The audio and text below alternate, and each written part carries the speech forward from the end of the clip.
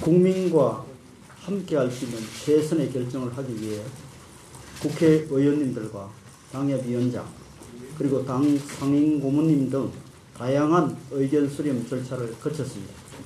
그동안 의견을 종합하여 오늘 국민의힘 비대위원장으로 한동훈 법무부 장관을 추천하기로 하였습니다. 지금 국민의힘을 이끌 비대위원장은 국민의 민생과 국가의 미래를 결정지을 내년 국회의원 총선을 이끌 막중한 책임이 있는 만큼 그 인선의 기준과 목표가 분명해야 합니다. 첫째, 변화와 쇄신, 미래를 갈망하는 국민의 기대에 부합하고 당 혁신을 넘어 국회 개혁 등 정치 문화의 개혁을 추진할 수 있어야 합니다. 한동훈 장관은 이를 이룰 수 있는 가장 젊고 참신한 비대위원장이 될 것입니다. 둘째, 당정 관계에 있어서 신뢰를 기반으로 더욱더 소통의 질을 높여야 한다는 여론에 부응할 수 있어야 합니다. 셋째, 청년층과 중도층의 공감대를 이끌어낼 수 있고 우리 당 보수 지지층도 재결집시킬 수 있어야 합니다. 한동훈 장관은 차기 정치 지도자 여론조사에서 당내 1위를 고수하고 있으며 젊은 세대와 중도층으로부터 많은 기대를 받고 있습니다. 또한 당원과 보수층의 총선 승리의 절박함과 결속력을 불어넣는 긍정적 효과를 기대할 수 있을 것입니다. 넷째, 한동훈 장관은 당내외 인사 중 다수가 추천하는 인물로 의견 수렴 과정에서 그 역할에 대해 기대감이 가장 높았던 분이기도 합니다. 한동훈 장관이 비대위원장을 맡게 된다면 가장 젊고 참신한 비대위원장으로 국민의힘과 대한민국 정치를 바꾸어 갈 것이 분명합니다. 당원 여러분들과 국민 여러분들의 뜨거운 성원과 지지를 부탁드립니다. 감사합니다.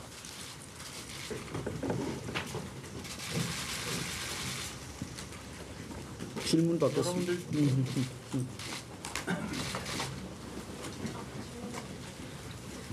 혹시 오전에 한동훈 장관 만났다는 보도가 좀 나왔는데 만나서 어떤 대화 나누셨나요? 이 추천을 하려고 하면 본인 수락을 받아야 됩니다. 그래서 수락하는 과정은 거쳤습니다. 다만 그 과정에 대해서 구체적으로 제가 말씀드리지는 않겠습니다. 그럼 수락을 하셨다는 거죠? 예, 수락을 받았습니다. 근데 일각에서는 한동훈 장관의 정치 경험이 없다라는 지적에 대해서는 어떻게 평가하시는지 궁금합니다. 뭐 정치 경험이 없다는 지적을 할 수 있지만 무에서 유를 창조하듯이 새로운 정치를 하는 데는 더 좋은 조건일 수도 있고 또 한동훈 장관이 법무부 장관으로서 이미 정무적인 그 감각이나 또 정무적인 역할에 대한 그런 그 준비를 해왔다고 저희들은 그렇게 생각하고 있습니다. 한동훈 체제가 그 대통령 직할 체제라는 비판이 있고 수직적 당정관계 청산할 수 있느냐는 우려가 있는데 여기에 대해서 어떻게 보시고 계시는가요?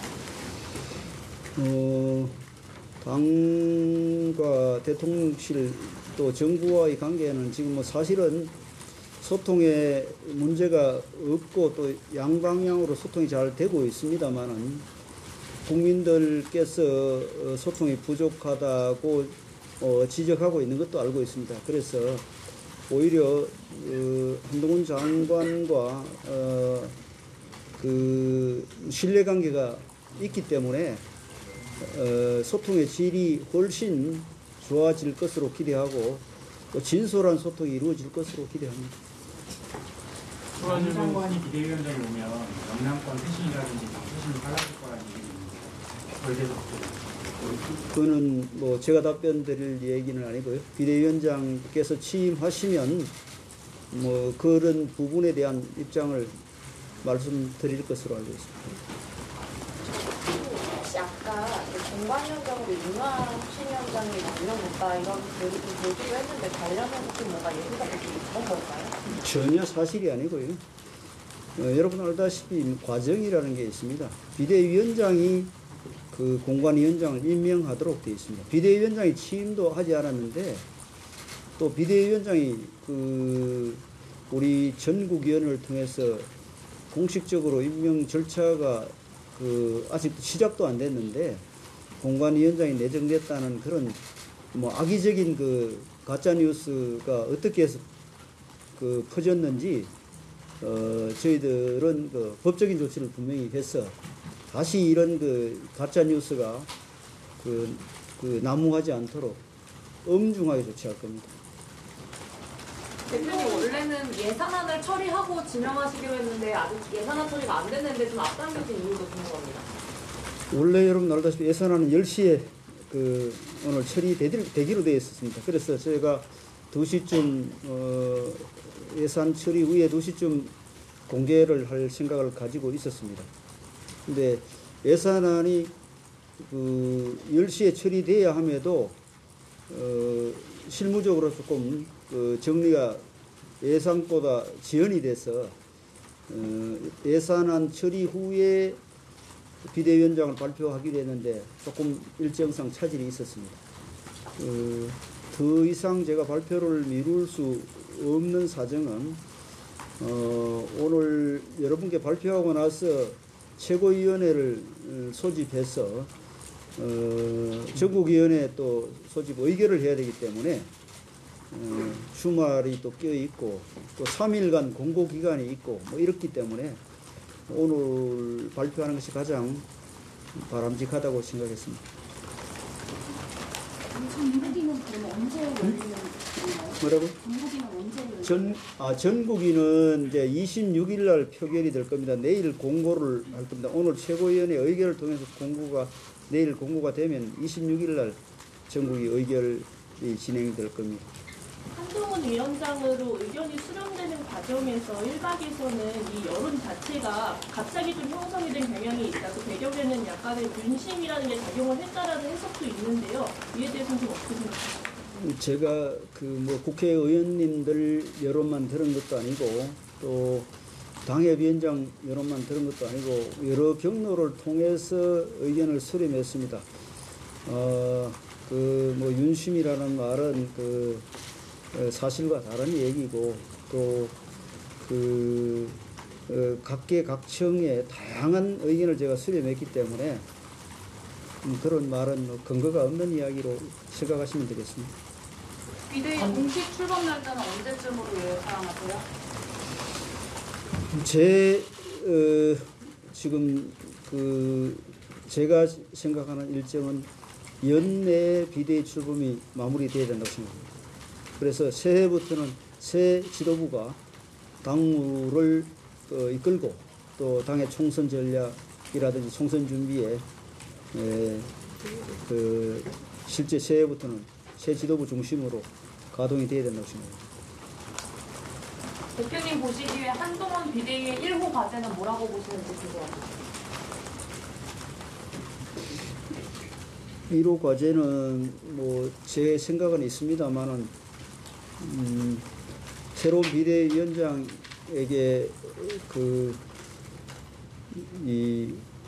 제 생각을 미리 말씀드리는 것이 그분 판단에 또 혼란이 있을 수 있고 또 새로 취임하시는 비대위원장이 본인이 또 소신이 있을 겁니다. 그래서 저하고 소통을 통해서 비대위원장께서 앞으로 당 운영이라든지 총선과 관련해서 시급한 과제들을 말씀하실 걸로 생각합니다. 한동훈 장관한테 수락하셨는데 수락하면서 뭐 각오나 다짐 같은 것 좀 우리 대표님께 말씀하신 게 있는지 알고 싶습니다. 뭐 그런 그 얘기는 없을 거예요. 또 있었다 하더라도 제가 제가 얘기를 이 자리에서 할 사안은 아닌 것 같고요. 하여튼 뭐 제가 지금 전체적인 이 비대위원장 인선과 관련된 당의 입장을 전달을 드렸고 또 그 한동훈 장관께서 공감하셨고 수락하셨고 그게 다입니다.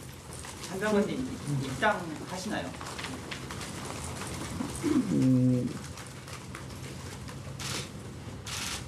뭐 입당할 것으로 생각하는데 또 이제 비대위원장께서 그거는 물어보지는 않았습니다. 비대위원 인선이 이제 남았는데요. 어떤 분들이 와야 된다고 보세요? 뭐 일반적인 기준을 이야기하면은 하여튼 뭐 우리가 취약한 그런 그 청년층이나 또는 중도 또 수도권 또 그런 그 외연 확장에 도움이 되는 그런 분들을 중심으로 지명을 갖추는 게 좋겠다는 생각은 하고 있습니다만 그것마저도 비대위원장께서 생각하는 기준이 있을 것으로 생각합니다. 충분히 많이 된 것 같죠? 대표님, 말씀 주신 인선 관련해서 혁신위원회에서도 당에서 부족한 그런 외연 확장을 중심으로 인선이 이루어졌는데 혁신안들이 잘 받아들여지지 않아서요. 이번 비대위에서 같은 인선이 이루어진다면 당에 좀 변화가 있을 것으로 예상하시는지 궁금합니다.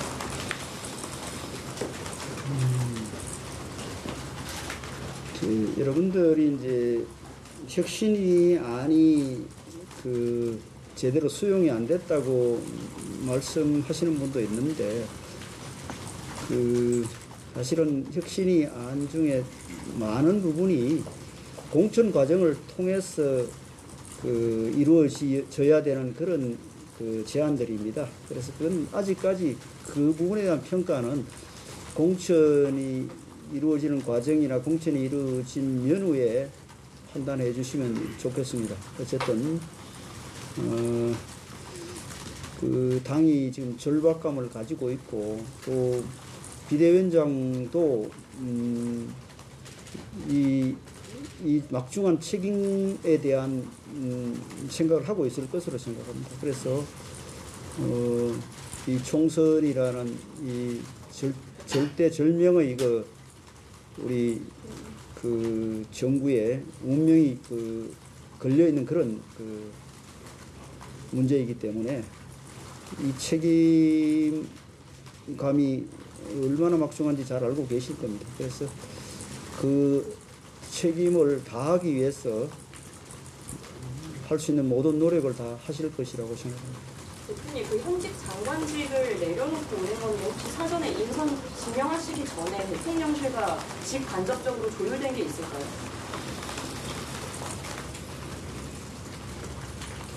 뭐 직간접적으로 조율됐다기보다는 비대위원장으로 제가 이 결정을 하고 나서 결정한 사실은 공유했다고 봐야 됩니다. 왜냐하면은 현직 장관이기 때문에 제가 뭐 공유를 했고 또 뭐 사전에 뭐 누구를 할 것인가 이런 그 소통이 아니라 제가 결정하고 그 상황은 공유를 했습니다. 저는 마지막으로 드리고 싶은데요. 비대위원으로 오시는 분들 중에 현역 원인들이 계실 수 있잖아요. 근데 뭐 험지출마는 아니어서 출마 같은 희생이 그분들한테 이루어져야 된다고 보시는 거예요. 그 이제 뭐 또 사람에 따라서 기준이 다 다르잖아요. 뭐 범지 출마, 뭐 불출마 이런 그 얘기가 그 말로는 쉽게 할 수 있지만 그 개개인의 정치적인 그 상황이 다 다릅니다. 그래서 일률적으로 뭐 비대위원이 되면 뭘 불출마, 험지출마 이런 그 얘기를 지금 하기에는 좀 곤란하다고 봅니다. 그래서 누구를 할지도 정해지지 않았는데 그런 기준을 미리 말씀드릴 수는 없습니다. 여러분들 고생하셨습니다. 마무리하겠습니다. 수고하셨습니다. 김건희 특검법에 대해서 한 장관님이 입장을 어느 정도 밝히셨는데 어쨌든 국회의 절차에 따라 따르겠다 이렇게 말씀하셨거든요. 그 부분은 원내 대표로서도 어떻게 대응해 나갈 계획이신지 여쭙습니다. 그 문제는요, 오늘 비대위원장 인선하고 조금 이제 범위를 조금 넘어섰는데요. 그 개별적으로 질문을 저한테 하시면은 답변해 드리겠습니다. 정리하겠습니다. 네. 고맙습니다.